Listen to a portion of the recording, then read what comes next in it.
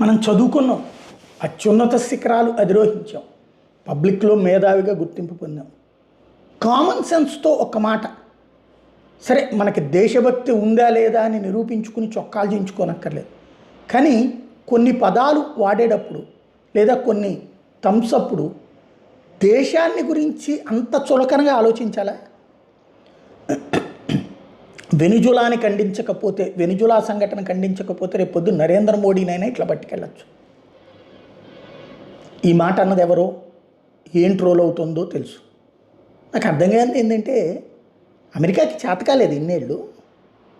మన దగ్గర ఇవాళ ఉన్నటువంటి అణ్వాయుధాలతో సహా ఉన్న దేశం మనం, అణ్వాయుధాలు కలిగినటువంటి దేశం. మరి అణ్వాయుధాలు లేని రోజునే అమెరికా చేసేయచ్చు కదా, రెండో ప్రపంచ యుద్ధం తర్వాతనే చేసేయచ్చు కదా. మన దగ్గర సహజ వనరులు కూడా ఎక్కువే ఉన్నాయి కదా.